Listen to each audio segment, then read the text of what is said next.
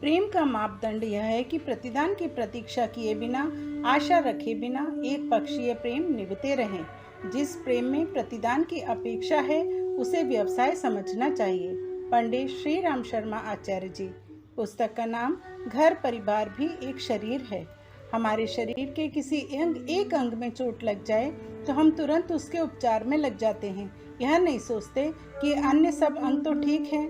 और तब क्या हो जब हमारे आधे शरीर में पक्षाघात जैसे रोग हो जाए, आधा शरीर निष्क्रिय निरर्थक बन जाए। हमारे परिवार भी एक शरीर है जिसका एक भाग नर है तो दूसरा नारी।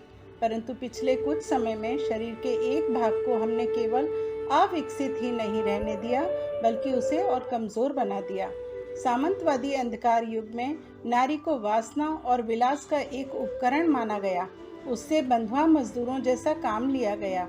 इसका परिणाम यह हुआ कि नारी अपंग बनकर रह गई और इस प्रकार आधी जनसंख्या को पक्षाघात हो जाने जैसी स्थिति बन गई। यदि नारी को इस प्रकार प्रतिबंधित ना किया गया होता तो वह सभी के लिए सहायक रहती। परंतु अब समय आ गया है कि नर अपने चिरकाल से चले आ रहे अनाचार का परिष्कार करे। इसका प्रायश्चित यही हो सकता है कि नारी को दासी स्तर से ऊंचा उठाकर उसे सहचरी स्तर तक विकसित किया जाए। आपके समक्ष प्रस्तुत है एक लघु पुस्तक जिसमें बड़े ही विस्तार से समझाया गया है कि हम कैसे दाम्पत्य जीवन में प्रेम का समावेश करके अपने शरीर रूपी परिवार को पूर्ण रूप से विकसित कर सकते हैं और अपने घर में हंसी खुशी का स्वस्थ वातावरण बनाए रख सकते हैं। पुस्तक के कुछ अंश पाने के लिए जो विवाह करते हैं उन्हें पछताना पड़ता है। प्रसन्न वे होते हैं जो साथी को बहुत कुछ देने, लुटाने, न्यौछावर करने के लिए सहचर ढूंढते हैं।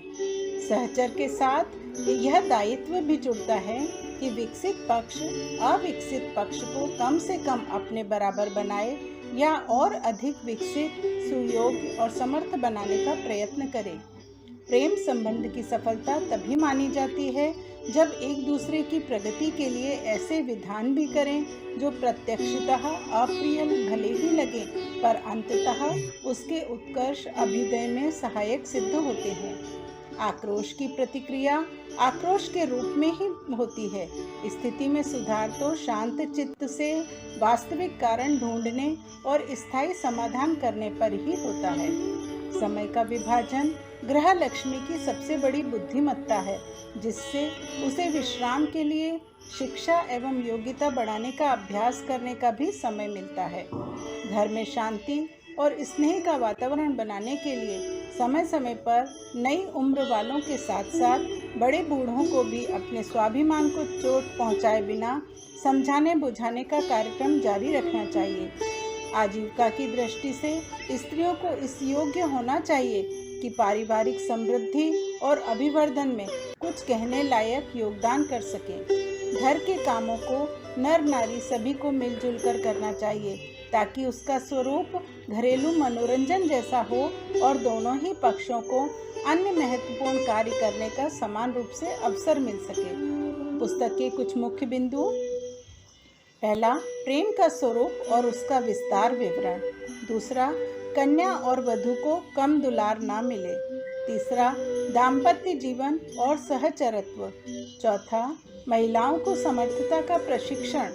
पांचवा, सत्प्रवृत्तियों का अनुशासन।